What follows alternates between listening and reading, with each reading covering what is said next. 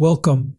After the recent price drop of the Honor X9B in the market, this was a great opportunity to test the phone and share my impressions with you, as it has become a strong competitor in the mid-range category. In fact, the X9B is one of the best-selling phones in 2024, according to official information from Honor during the launch event of the Honor 200 series. In this video, I will share my impressions of the phone after a full week of usage. The phone is very sturdy and reliable, making it a strong competitor in the $250 to $300 range. Although the screen is curved at the edges, the phone remains incredibly durable and dependable. Honor's claims about the phone's shock resistance were truthful, although its water resistance level isn't high IP53 or IP54.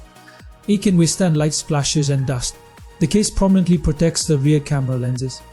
The charging cable is USB to Type-C, which differs from many modern phones that feature dual Type-C ports. I hope Honor and Huawei eventually move away from USB cables and provide Type-C cables on both ends to make it easier to find replacements if the original cable gets damaged. The phone supports 35-watt charging and charges its large 5800 mAh battery in about 2 or 2.25 hours, which is relatively slow compared to competitors. I hope to see 65-watt or 67-watt charging, especially since the phone initially launched in the $400 price range.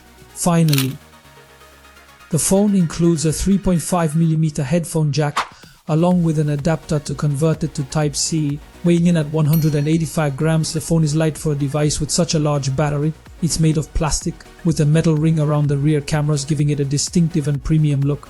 The X9B offers an excellent network and call experience with an additional microphone for noise cancellation. The phone lacks a proximity sensor and relies on software for this. The display features a fast and responsive optical fingerprint sensor. In terms of sound, the phone offers a modest audio experience with a single mono speaker that outputs sound from the bottom speaker, which is one of the phone's drawbacks. The phone does not support adding a memory card, but with internal storage options starting at 256 GB. This isn't much of an issue.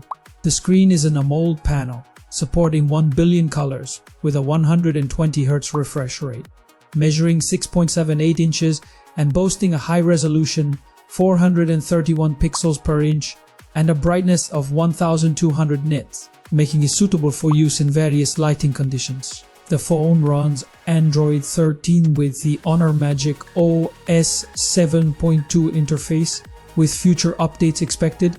The processor is the Snapdragon 6 Gen 1 4nm technology, providing excellent performance for most tasks. The main camera is 108 megapixel with an f1.8 aperture and a large sensor.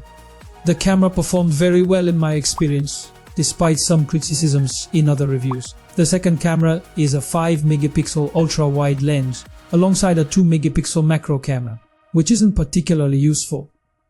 The front selfie camera is 16 megapixel and delivers good performance. Portrait shots were excellent, as were photos taken in optimal lighting conditions. In low light settings, details are reduced but colors remain decent. Video recording lacks optical image stabilization (OIS), affecting video quality in some situations, especially in low light. One useful feature in video recording is the ability to isolate background noise. Finally, the phone's price starts at $250 in online stores. Thank you very much, and I hope you found this review helpful. Goodbye.